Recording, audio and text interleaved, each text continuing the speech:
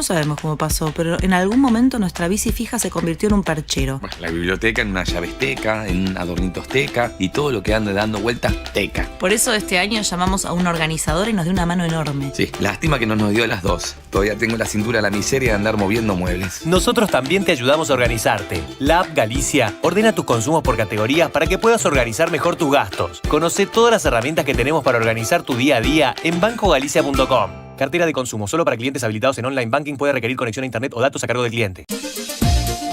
Parque Eólico Arauco es una empresa estatal que genera recursos genuinos al transformar el viento en energía eléctrica y con sus utilidades impulsar el desarrollo productivo de La Rioja a través de mecanismos que permitan hacer sustentable la producción agrícola ganadera en la provincia. Parque Eólico Arauco, presente y futuro. El teatro hace bien, el teatro hace bien, el teatro hace bien. No te quedes con las ganas. Estudia teatro en Timbre 4. Abierta la inscripción 2018. Niños, adolescentes y adultos. www.timbre4.com. Dirección Claudio Tolcachir. Ahorrá con plazo fijo digital del Banco Provincia y no ahorres tus ganas de llegar a lo que querés. Obtené tu plazo fijo digital en forma simple y segura desde VIP o cajeros de la red Link. Para más información, ingresá en bancoprovincia.com.ar. Shell Argentina auspicia este programa. Nicolás vuelve al país después de 17 años. Y Lola va a contarle a su familia que está embarazada. Estas son algunas de las historias que vivimos todos los días en Aeropuertos Argentina 2000. Conocelas en nuestro sitio web o a través de nuestras redes. Aeropuertos Argentina 2000, donde tus emociones toman vuelo. Aprovecha los Ahorra Mes Día con ofertas increíbles por todo junio. Jugo de naranja exprimido día por 1 litro a 49,99. Y arvejas secas remojadas día por 340 gramos a 14,99. Supermercados Día. Si pagas más, es porque querés. Ofertas exclusivas para socios club día, ofertas válidas para consumo familiar. Estamos sumando nuevos espacios verdes en la ciudad para que los vecinos tengamos más lugares para encontrarnos. Además, incorporamos juegos para los más chicos y actividades para todas las edades. Disfrutar tanto las plazas y los parques. Juntos, seguimos transformando la ciudad. ¡Vamos, Buenos Aires! MEOP, ART Mutual. La primera ART de los trabajadores con el respaldo de petroleros privados. 0800-333-2782. MEOP, ART Mutual. Comprometidos con la prevención y la calidad de vida de los trabajadores.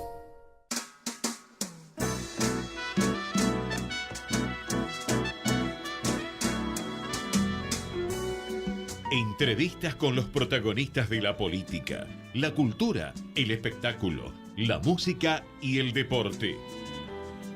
Un diálogo abierto para pensar desde una óptica diferente. Voces y Memoria, los martes de 20 a 21 con la conducción de Hernán Dobri.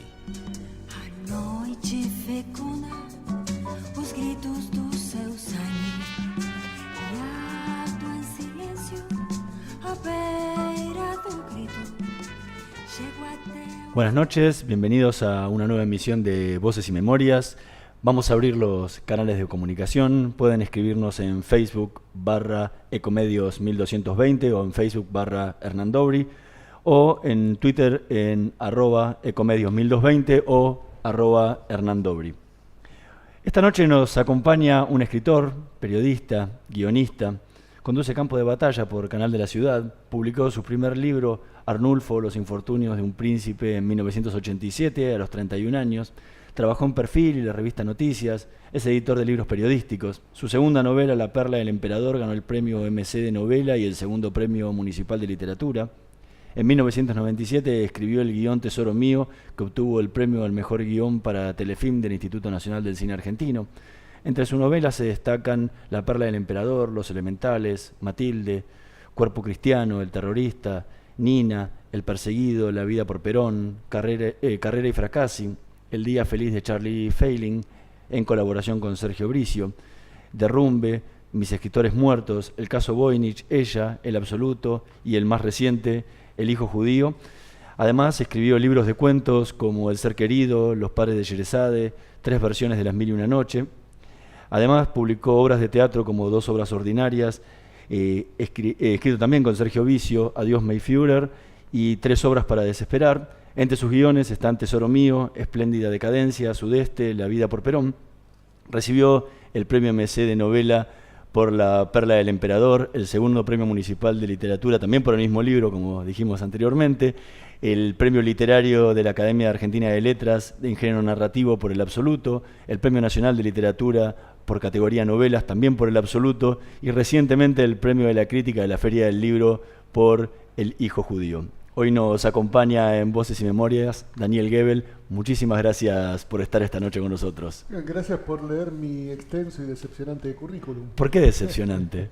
Porque la enumeración es tan vasta que uno piensa, ¿por qué este tipo publicó tanto? No estaba convencido de lo que hacía. Míralo a Rulfo. Escribió 2 libros y después se tiró en la reposera. Le pasaría en tal caso como lo que decía antes Sábato, que no le daban el premio Nobel porque su obra no era demasiado extensa. Bueno, además de que no era demasiado extensa, yo diría que no era demasiado destacada, pero al mismo tiempo, y pensándolo a la inversa, hay autores que me gustan más que Rulfo, como Balzac o Henry James, que han publicado cerca de 200 novelas. Pero también tenías lo opuesto a lo que decías antes. Exactamente. También podías decir que es una persona muy inspirada, con mucha creatividad, que ha escrito muchísimo. Exactamente. Y además, en mi caso, y esto es personal, obviamente, prefiero vivir escribiendo que sin hacerlo. ¿Por qué escribís? Llegó el momento del primer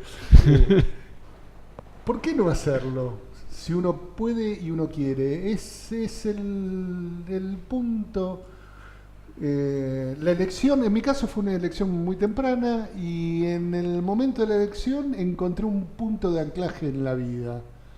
Te voy a dar un ejemplo de la adolescencia que siempre recuerdo como el modelo mismo de la desesperación para mí. Yo me encontraba con mis amigos del club los sábados a la tarde y en un momento algunos decían, vamos a la esquina. Y esto era por San Martín y General Paz. No, San Martín y Mosconi y San Martín. En la época no había muchos coches. Entonces se paraban en una esquina y esperaban que viniera un coche ponele que estaban en Mosconi y esperaban el que viniera del lado de Nazca. Y entonces escuchaban el ruido del motor y decían Peugeot, Renault 4, Fiat 1500, lo que fuera. Para mí eso era el modelo mismo de la desesperación. Ah. Y para ellos era fascinante, era una apuesta fascinante. Digamos, desde esa falta de concordancia con los gustos de la mayoría, caí en un gusto de absoluta minoría, que es la lectura y la escritura. Recién decías que desde muy temprana edad sí. que decidiste ser escritor. Sí. ¿Por qué tardaste tanto tiempo en publicar tu primer libro? Porque lo publicaste 31 años. Sí, bueno, el primer libro, Arnulfo, Los infortunios de un príncipe, que es un libro que ya desconozco, porque me da la impresión de que lo escribió cualquier otra persona y no yo. Escrito a los 23 años, tardó 8 años en ser publicado porque yo recorría las editoriales. Sí, y todos me decían, está muy bien, pibe, pero en este momento no. O sea, yo tenía el problema del cadete. Sí. Al cadete se le pide experiencia previa. Si vos tenés experiencia previa, no vas a buscar el laburo de cadete. Bueno, yo no podía publicar porque no había publicado. Pero siempre alguna vez tenés que empezar a publicar primero para poder hacerlo. Exactamente. Entonces, finalmente tuve una experiencia bastante graciosa con Daniel Divinsky, que era editor de Ediciones de la Flor. Lo fui a ver, impulsado por mis amigos de entonces, Dorio y Caparrós. Divinsky recibió el libro, me citó un par de veces más tarde y me dijo, mira, yo te lo publicaría, pero le haría muchos cambios. Y antes de que escuchara qué cambios me iba a proponer, le dije, no, mira, este libro yo ya lo escribí hace unos años, ya estoy escribiendo otras cosas, si no querés no me lo publiques. Y agarré el manuscrito, me levanté. Y en ese momento Divinsky me dice, espera, pibe, sentate. Y entonces me dice, ¿sabes lo que pasa? Mi mujer me dice, Daniel, somos una editorial seria, ¿por qué vamos a publicar un libro como este? Pasado el tiempo, podría decir que la ex mujer ahora de Divinsky tenía razón, pero el hecho es que publiqué el libro. Y después de eso, yo estaba tan escaldado con la práctica prácticamente imposibilidad de publicar, que mandé al concurso del premio MC. Sí. Yo había llevado otros libros a Sudamericana y me habían dicho más o menos lo mismo. Y en MC, el editor de entonces, Juan Fon, me dijo, no, mira, no te lo voy a publicar, pero mándalo al concurso. A ver si tenés suerte. Y lo gané. Y te lo publicaron. Y me lo publicaron. Y a partir de ahí ya tuve menos problemas para publicar. De hecho, no tengo problemas para publicar. Durante años hice una operación que ni me honra ni me deshonra, pero que se corresponde con la clase de autor que soy. Un autor cuyos libros no se venden ni mucho ni poco. Entonces, empecé a publicar seguido en Sudamericana. Y esperaba a que García Márquez o Isabel Allende publicaran un libro, y entonces ahí se metía el mío, porque sabía que en el momento de publicación de García Márquez o de Isabel Allende estaban vendían ellos solos. Claro. Exactamente. Entonces podía colar algún libro mío. Recién decías que de muy chico empezaste, pero también en alguna entrevista decías que cuando eras chico no tenías ni idea qué ibas a hacer cuando fueras grande, pero estabas seguro que no ibas a seguir con el negocio familiar. Sí, claramente. ¿En qué momento se despertó ese gusto por la literatura?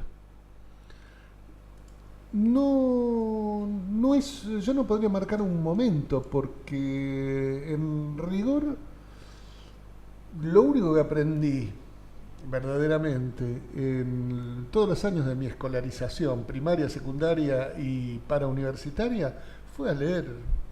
Lo único que aprendí. Después no sé matemática, no sé geografía, no sé historia. Es decir, mi recorrido educativo ha demostrado que en algunos casos la pedagogía no existe.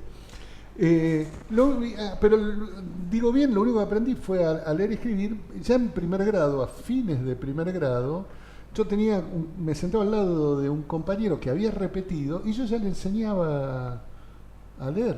Digo, no tuve en relación a eso ningún problema.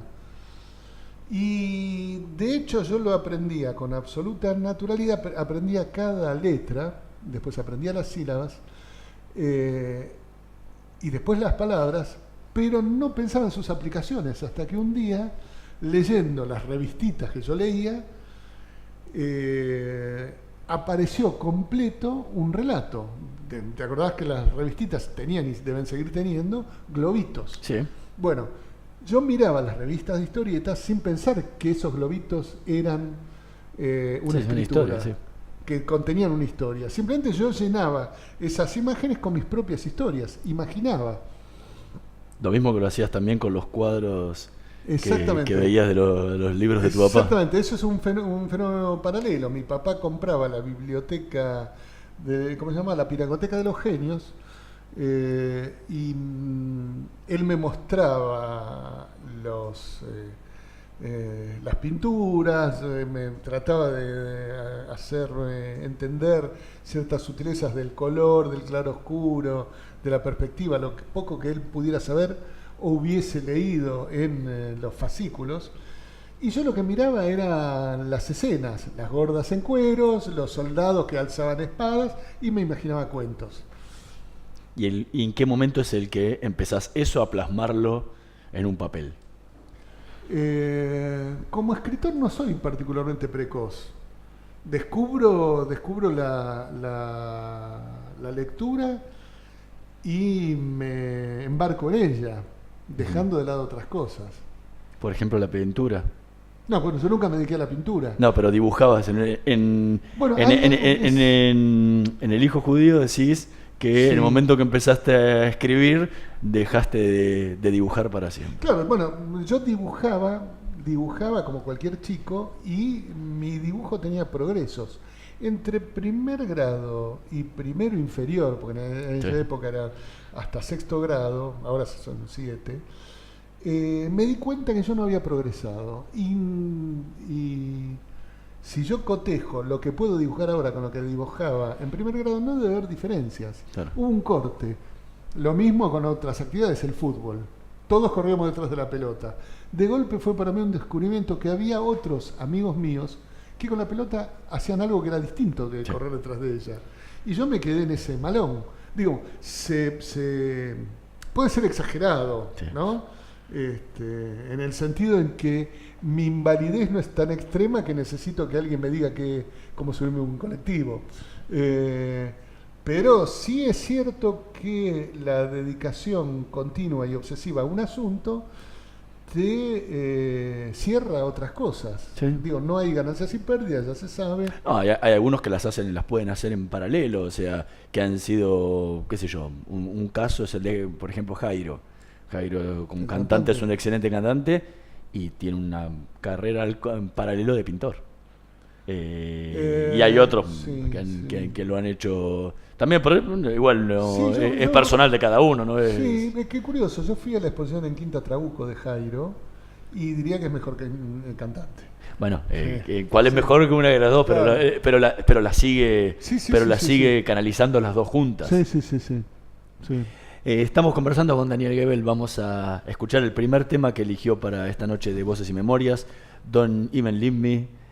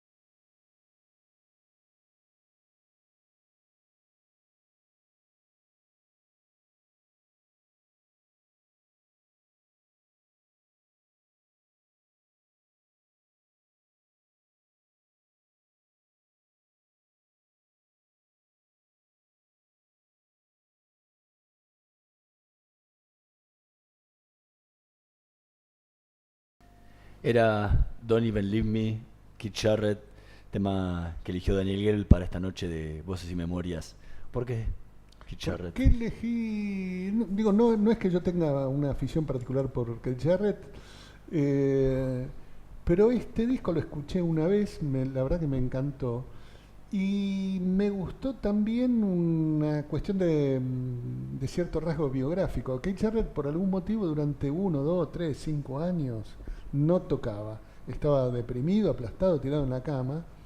Y un día su mujer de entonces, de ahora, de antes, no sé, le dice: ¿por qué no te sentás al piano? Andás a ver con qué entonación se lo dijo, pedazo de sopenco, mi querido, amor, mi querido, vaya uno a saber, y tocas, probás aunque sea con un dedo, temas fáciles. Y todos los temas de este disco son absolutamente emocionales y sensibles. No tienen nada de virtuosismo técnico, que por lo menos que yo sepa, solo tienen intensidad y espacio entre nota y nota. Y eso me parece muy interesante. ¿Te pasó eso que le ocurrió a Keith Jarrett? Sí, durante 3 o 4 años yo esto tiene que ver con el periodo que se abre después de Arnulfo. Es decir, una época particularmente desdichada para mí, tanto por motivos biográficos como por motivos literarios. Y voy a hablar de los motivos literarios.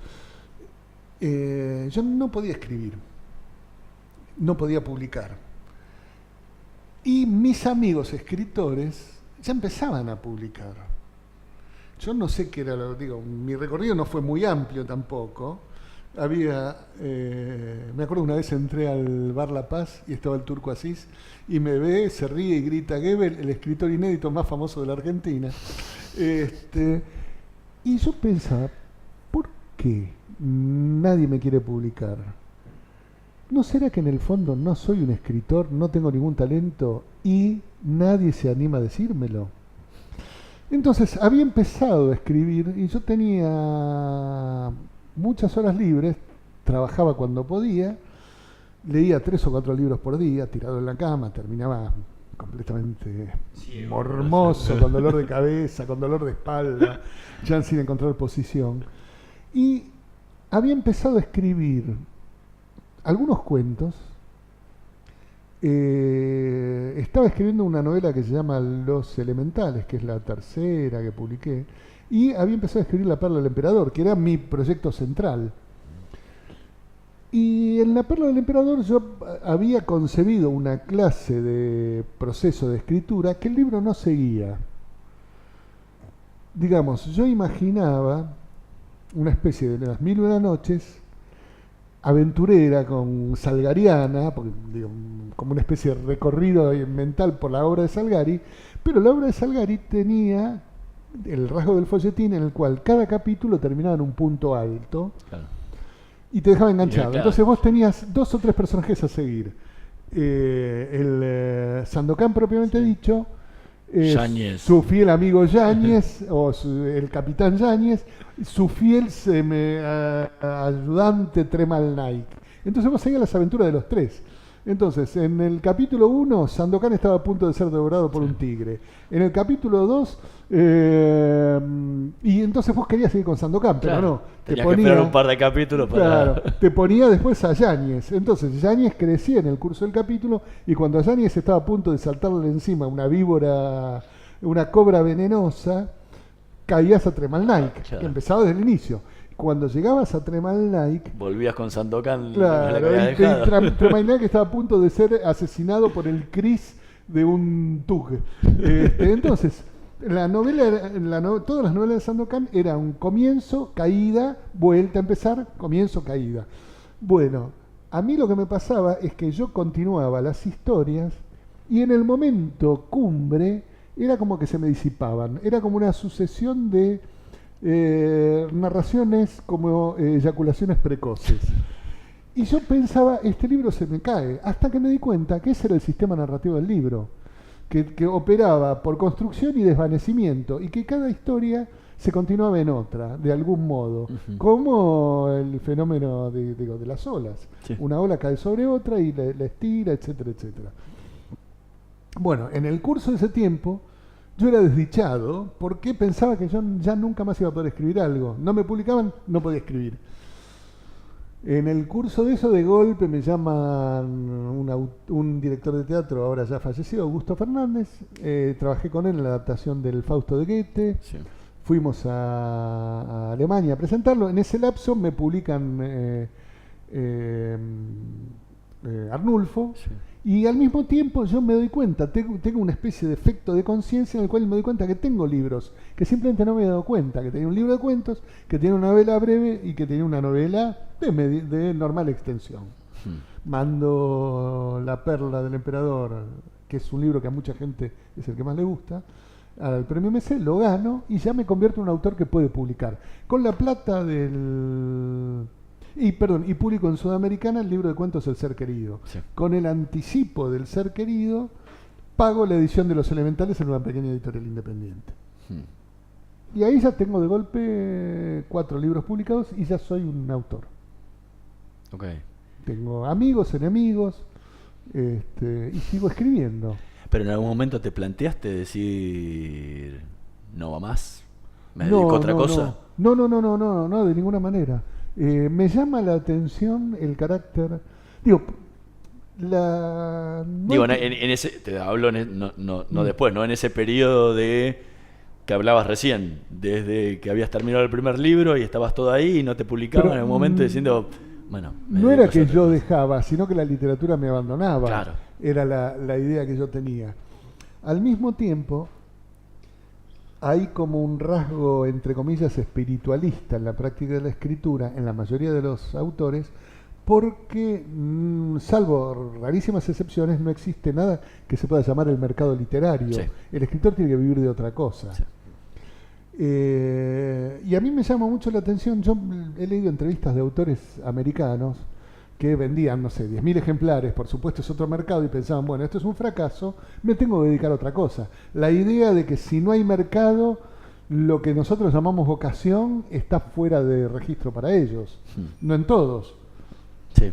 En tu caso, en algún momento también, como decías recién, adaptaste el libro El Fausto de Goethe, pero también te dedicaste a ser autor teatral. Sí, varias... esporádicamente. E incluso llegaste a dirigir una obra. 2 obras, sí. ¿Cómo fue tu experiencia como director? Ay, Dios mío. A mí me gustó hacerlo, pero me acuerdo un comentario que me disuadió de seguir dirigiendo. Uno fue el de mi novia, que había estudiado teatro en sus años mozos, y cuando me acompañó a todas las funciones de la última, que se llamó Pobre Cristo, y me dijo, está bastante bien la obra para ser de alguien que no tiene la menor idea de cómo se dirige un actor. Y otro de un amigo que la vio y me dijo, mira Daniel, vos sos más inteligente que esto que estás haciendo. Entonces ahí me di cuenta, y además yo sentí en ambas ocasiones un frío espantoso de parte del medio teatral. Digo, como si yo fuera un advenedizo que me dedicaba a eso, pero debería volver a lo mío, que son las novelas y los cuentos. Y pensé, tuve una especie de dilema. Dije, o yo me pongo a estudiar dirección de teatro y en 20 años tal vez aprendo algo, o sigo haciendo lo que hago. Que escribo y que otro lo dirija. Y que otro dirija. Y además yo dirigí porque no encontraba directores ni actores que quisieran hacer mis obras.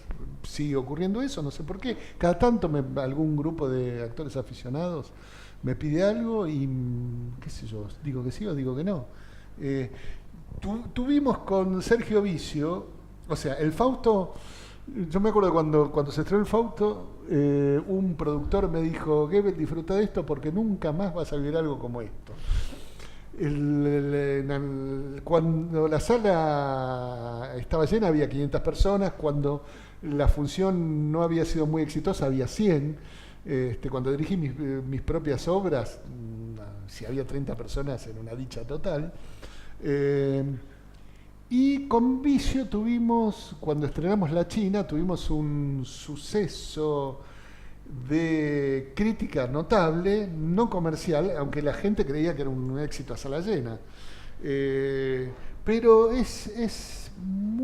para mí es muy sufriente la experiencia teatral porque el director está ahí, porque ve la cantidad de gente que entra, porque tiene que remarla. En cambio, yo publico un libro y no voy a algunas entrevistas, no tengo que hacer nada, no estoy viendo la cara de mi público. Sí. Es más, alguna vez he visto en una librería que alguien agarra un libro mío y yo me voy de la librería, no quiero ver qué hace con eso.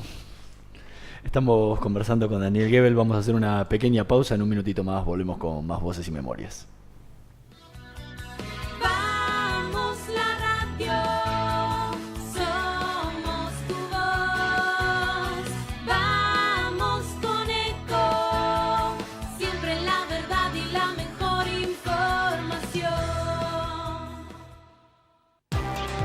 ¡Ay, pero qué tarde! ¿Qué se me hizo? Me tengo que apurar porque si no, no llego.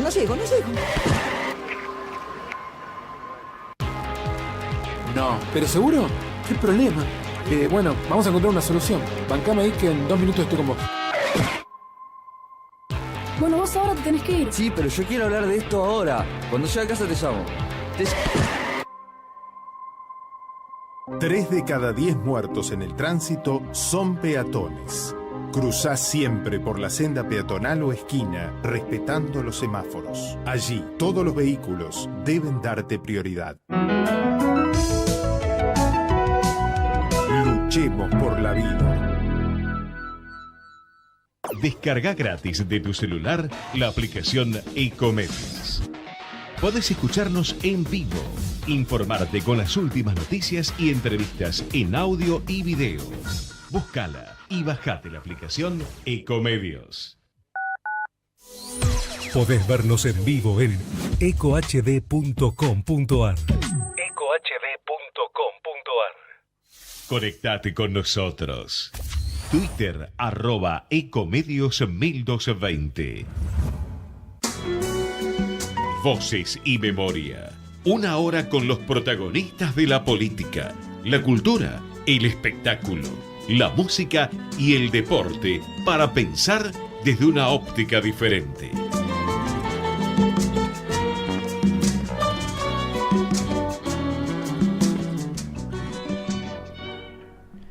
Seguimos conversando con Daniel Goebel. Recién hablábamos de tu experiencia en el teatro. En alguna entrevista decías que escribías las obras de teatro muy rápidamente. Sí. ¿Por qué? ¿Qué diferencia tenés con el momento de escribir cuento o de escribir novela? En el teatro son las voces de los actores, de los personajes, las que se arrebatan y conducen la acción. Y yo comencé, la primera obra que escribí solo estaba llena de acotaciones, de lo que se llama didascalia, porque me ponía en el lugar del director. Y marcaba además si el actor hacía un silencio, si lo decía en tono grave, en tono exaltado, etcétera, etcétera. A medida que fui escribiendo teatro, fui eliminando eso y dejé que los propios modos de habla de los personajes marcaran las entonaciones, porque me entregué a la idea de que los estados de los actores están definidos por el modo en que hablan, que es la lengua la que arrastra la acción. Por eso probablemente los directores no toman mis obras, porque no encuentran las acciones físicas en el modo de habla de los personajes, porque las obras que fui escribiendo son obras salvajes, brutales, bestiales, de desgarramiento, de destrucción sentimental, política, etcétera, etcétera.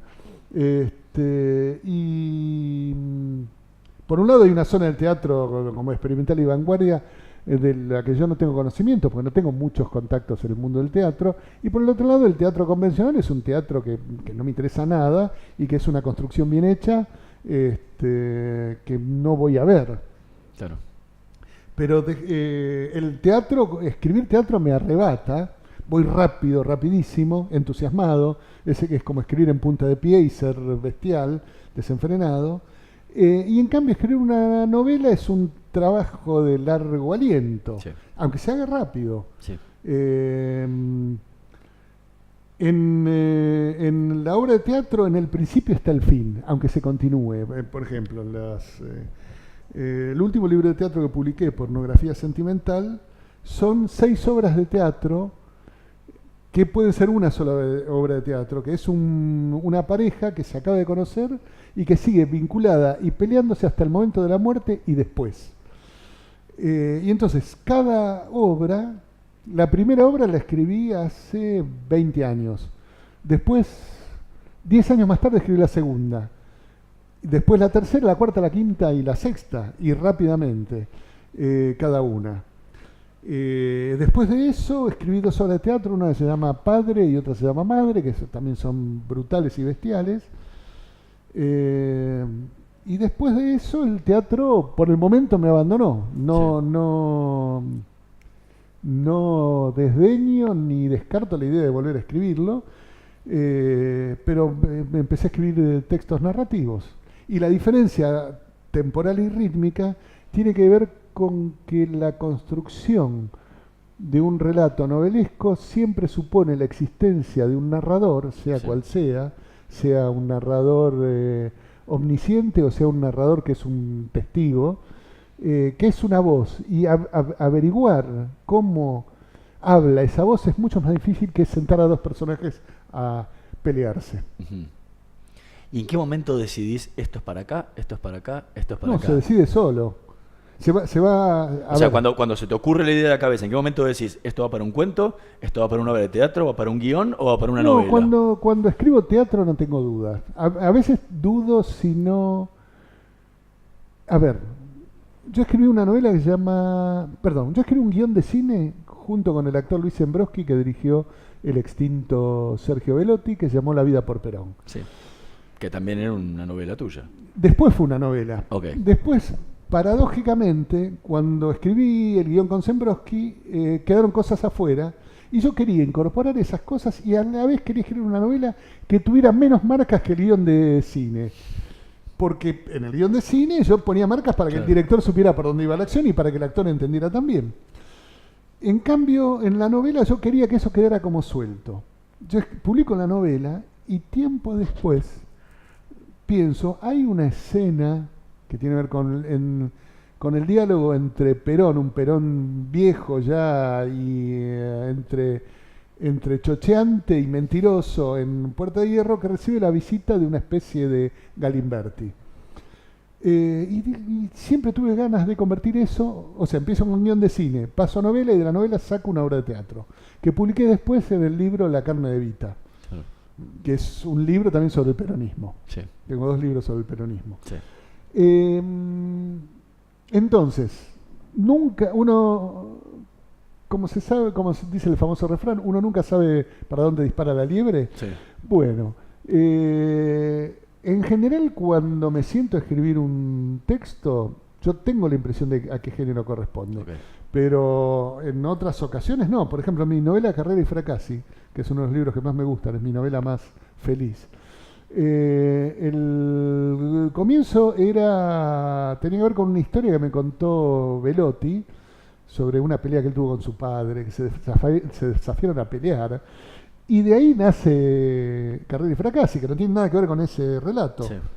Simplemente tuve la impresión de que eso no era un guión de cine. Pero hay otros que salieron de los propios libros. Claro, exactamente. Por ejemplo, en El Absoluto tenés sublibros que han salido publicados como novelas separadas. Sí, pero son desprendimientos. Claro. Cuando esto tiene que ver con los ciclos en la obra de un escritor, en este caso yo. Durante mis primeros 20 años como escritor, entre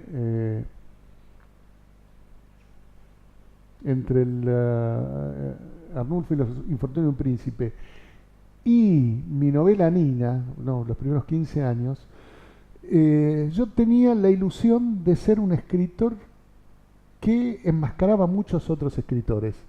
Como la famosa frase de Walt Whitman que decía, contengo multitudes. Bueno, yo contenía muchos escritores que podían llenar bibliotecas, cada cual con su propio estilo.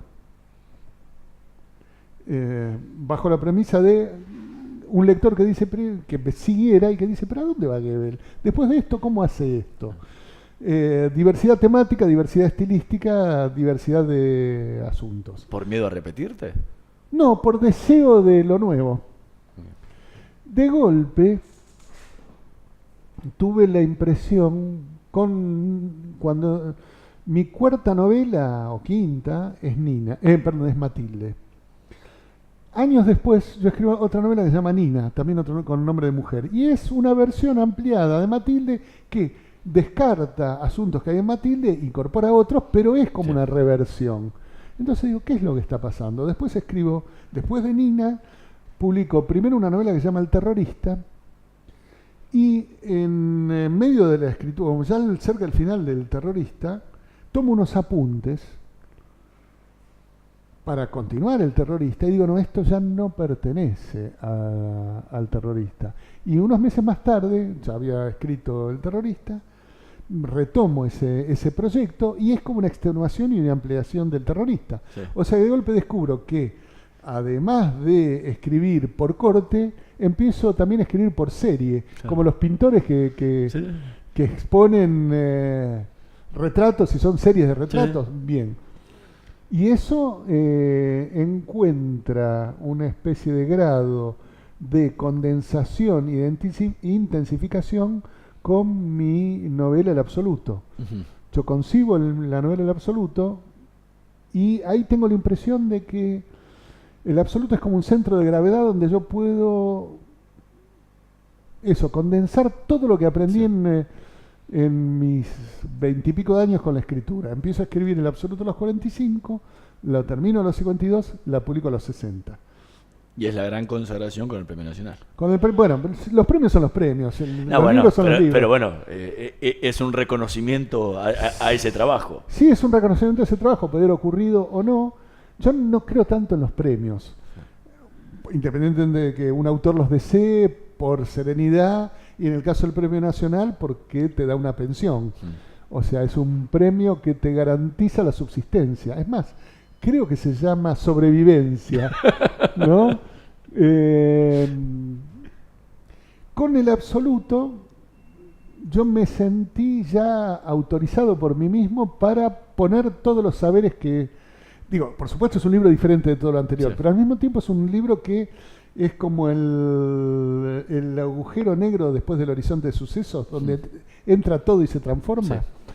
Y al mismo tiempo es un puntapié para nuevas cosas. Yo tardé 7 años en escribir El Absoluto. En el curso de la escritura del Absoluto salieron otros libros. Los padres de Cerezade, El caso Voynich, Ella y Derrumbe. ¿No? Que tienen que ver con distintas circunstancias de mi vida. O sea, El Absoluto no es un libro que escribí un tirón. Es un libro que fui escribiendo, es un libro compuesto de 6 libros. Lo fuiste reescribiendo, le fuiste haciendo No, yo no reescribo salvo lo último. Reescribo para volver a encontrar el tono. Reescritura digo, de agregados que le fuiste haciendo, eso. Sí, pero hacia adelante. Sí. Fui, es cierto, desprendiendo textos de ahí. Claro. O sea, los cuentos de los padres de Cerezade son cuentos que estaban en El Absoluto y que yo saqué. Sí. Derrumbe era una idea que de alguna manera estaba en El Absoluto, está de hecho, pero se convirtió en una novela autónoma. El caso Voynich es parte de una investigación que yo estaba haciendo por El Absoluto y que alcanzó autonomía. Al mismo tiempo yo me demoré en publicar El Absoluto. Primero por una superstición, yo sabía que, por lo menos para mí, era un libro importante y quería que fuera leído en consonancia con la importancia que yo le daba. ¿Qué quiere decir esto? Yo pensaba que como autor, pensaba en algo que nunca había pensado, la idea de la carrera. Yo creía que yo tenía que seguir publicando libros para consolidar una figura de autor que permitiera leer ese libro. Okay. Hasta que un amigo mío, Pablo Llanera, a quien le está dedicado el libro, porque es el que me dio buena parte de la información musical, junto con un compositor que se llama Luis Musilio, Llanera me dijo, vos estás pensando El Absoluto como un libro que es sostenido por otros, cuando en realidad tal vez tendrías que pensar que tus otros libros pueden ser sostenidos por El Absoluto. Y cuando cumplí 60 años dije, ya está, ya voy a publicar el libro, ¿cuánto más voy a esperar?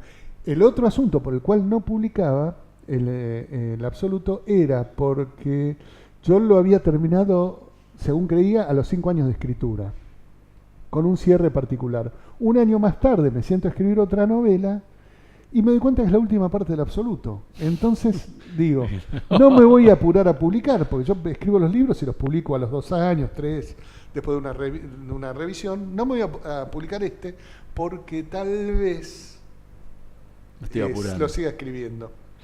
Estamos conversando con Daniel Gebel, vamos a escuchar el segundo tema que eligió para esta noche de Voces y Memorias, Fuyet, de Alexander Siavin.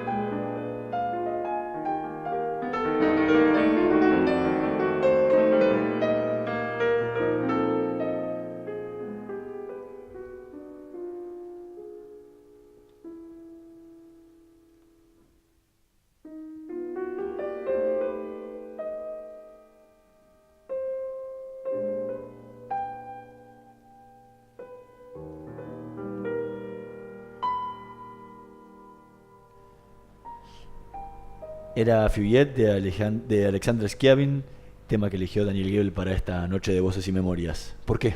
Bien, porque Alexander Scriabin es el único protagonista real y central de mi novela. Mi novela son una colección de integrantes del Absoluto, una serie de personajes imaginarios que yo concibo como absolutamente geniales, que cambian la música, la política, la filosofía, etcétera, etcétera, y hasta terminan, en el caso de Scriabin, salvando al planeta de la conflagración universal.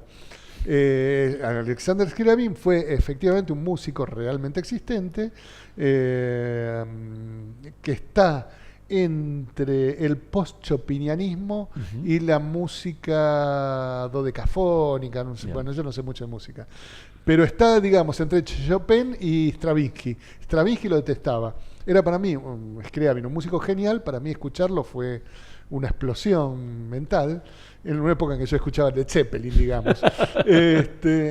Y era un personaje muy interesante porque concibió una obra musical total que combinaba música, imagen, sonido, que se iba a tocar en el Himalaya durante una semana, y al cabo de esa ejecución el universo entero iba a cambiar. Es decir, la obra como máquina transformadora de la realidad. ¿Escribís con música? A veces, no todo el tiempo. Empiezo a poner como para precalentamiento y después la saco porque o le presto atención a lo que escribo o le presto atención a la música. En una época, hace mucho, cuando era la época de los tocadiscos, yo tenía 2 o 3 discos que ponía siempre. Por ejemplo, de un lado El mar de Debussy y del otro lado no sé qué de Ravel. Entonces el disco caía, terminaba, la púa se levantaba, volvía y volvía a caer, no sé por qué. Y entonces yo tenía ahí como una idea del tiempo que dedicaba al escribir. O sea, si repetía 3 o 4 veces era X cantidad de tiempo. Hoy se pierde eso. Hoy se pierde. Claro, sí, exactamente. ¿Y cómo es tu método de escritura? No hay método. ¿Desde dónde? Del momento en que nace la idea, porque te la cuentan, porque se te ocurre, por lo que fuere, ¿cómo te planteas el trabajo después de...? Mira, hay un momento de tremenda indecisión que tiene que ver con el momento inicial. Y entonces yo me siento y pienso, si puedo escribir media página, ya puedo seguir. No siempre el dilema de la hoja en blanco todavía. Claro, no la hoja en blanco, sino, necesito la urdimbre. Nunca no puedo escribir algo, aunque sea 2 renglones, pero eso no quiere decir que de ahí salga algo. Tiene que ser por lo menos media página. Okay. Es la tabla de rescate, ¿no? Okay. Norman Mailer decía algo muy, muy simpático. Decía, la diferencia entre un escritor profesional y un escritor aficionado es que el escritor profesional sabe nadar en el río o en el mar adverso hasta que llega a la lancha de rescate. Yo no creo ser un escritor profesional, en el sentido en que no trabajo como un diseño, pero sí aprendí las reglas de la supervivencia para poder seguir escribiendo. Lo más difícil para mí es empezar, después se sigue. Pero, por ejemplo, en el caso del Absoluto o en el caso de Boyle, están ligados, hay mucho de investigación. Investigás antes, investigás en el momento que estás escribiendo, cuando te van quedando lagunas y decís, bueno, ¿cómo sigo por acá? ¿Cómo es tu método? No todos los libros. De golpe... En esos casos que tenés que investigar, ¿no? Hay libros muy autobiográficos que no tienen nada que ver. Siempre aparece algo que hay que buscar. Lo que estoy escribiendo ahora, por ejemplo, está pasando en China, en la China contemporánea, y de golpe yo quería decir que había una carga en un camión y decía, ¿cómo se llama la parte de atrás? Entonces tuve que buscar en internet hasta que vi camión volcador. Sí. No lo sabía. Sí. Bueno, así informaciones elementales las busco por internet. Después hay libros que te impulsan a escribir algo, de golpe. Por ejemplo, yo veo muchas series. Nunca una serie me impulsó a escribir nada. En todo caso, a robar una frase. Que tampoco lo hago después de todo. Pero sí hay libros que me impulsan. Sí. Por ejemplo, el libro de Gershom Scholem, La Cábala y su simbolismo, me impulsó a meter cuando lo leí dije, me gustaría escribir algo honesto. Y tiempo después escribí una breve novela que saco el mes que viene, donde aparecen debates que aparecen en el texto además no era de Gershom Scholem, era de Harold Bloom, si no me equivoco. Y así, y para el absoluto, sí, por supuesto, leí algunos decenas o centenas de libros y mucho internet. Sí. Y el caso Voynich lo hice con internet. Okay. Y a partir de ahí, ¿trabajás de día? ¿Trabajás con horarios? ¿O es mientras va saliendo? A medida que me voy poniendo viejo, tiendo a aprovechar más la mañana. Porque es el momento donde la energía está más o menos fresca y no hay tantas interrupciones. Cuando trabajaba en Editorial Perfil, escribía a veces a la mañana y a veces de noche. Pero lo que me pasa es que de noche ya no tengo el vigor mental suficiente como para empezar a escribir algo, y además puedo corregir algo, y además tengo la vista cansada. Daniel, muchísimas gracias por habernos acompañado. Se nos acabó el programa rapidísimo. Qué rápido, ¿no? Sí. Bueno, te agradezco por invitarme. No hablamos de nada. Al final, no hablamos de nada, hablamos de todo. Exactamente. Esa es una frase de una de las mejores películas de bien, La Cruzada. Un cruzado le pregunta a Saladín cuánto vale Jerusalén para él, y Saladín dice, todo, nada. Muchísimas gracias, en serio, por haber venido. Gracias a vos. Nosotros nos vamos a reencontrar la próxima semana en la producción Martín Pereira Bubet, en la operación técnica Javier Martínez. Nos vemos el próximo fin de semana. Chau. No sabemos cómo pasó, pero en algún momento nuestra bici fija se convirtió en un perchero. La biblioteca en una llaveteca, en adornitos teca y todo lo que ande dando vueltas teca. Por eso este año llamamos a un organizador y nos dio una mano enorme. Sí, lástima que no nos dio las dos. Todavía tengo la cintura a la miseria de andar moviendo muebles. Nosotros también te ayudamos a organizarte. La app Galicia ordena tus consumos por categorías para que puedas organizar mejor tus gastos. Conoce todas las herramientas que tenemos para organizar tu día a día en bancogalicia.com. Cartera de consumo solo para clientes habilitados en online banking, puede requerir conexión a internet o datos a cargo del cliente. Parque Eólico Arauco. Arauco 1 es un hito de independencia energética para La Rioja, uno de los primeros en tener la mayor capacidad instalada e interconectando al sistema nacional. Un cambio de paradigma en el desarrollo de la provincia, representando la confianza en la industria local y la convicción hacia un desarrollo sustentable. Parque Eólico Arauco, presente y futuro.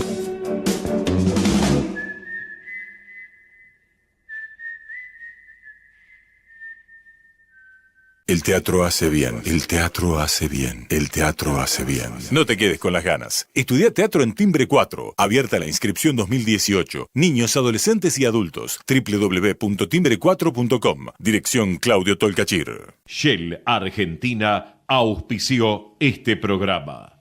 Macarena se reencuentra con su abuelo después de mucho tiempo. Y Santiago va a cumplir su sueño de conocer Europa. Estas son algunas de las historias que vivimos todos los días en Aeropuertos Argentina 2000. Conocelas en nuestro sitio web o a través de nuestras redes. Aeropuertos Argentina 2000, donde tus emociones toman vuelo. Este miércoles 5 de junio aprovecha un 25% de descuento en productos seleccionados sin TAC marca Día y en más de 20 marcas seleccionadas. Supermercados Día. Si pagas más, es porque querés. Ofertas exclusivas para socios Día, máximo 6 unidades por compra de oferta, no incluye productos del plan de cuidados, precios esenciales ni ahorra mis ofertas válidas para consumo familiar. Estamos sumando nuevos espacios verdes en la ciudad para que los vecinos tengamos más lugares para encontrarnos. Además, incorporamos juegos para los más chicos y actividades para todas las edades. Disfrutar tanto las plazas y los parques. Juntos, seguimos transformando la ciudad. ¡Vamos, Buenos Aires! MEOP, ART Mutual. La primera ART de los trabajadores con el respaldo de petroleros privados. 0800-333-2782. MEOP, ART Mutual. Comprometidos con la prevención y la calidad de vida de los trabajadores.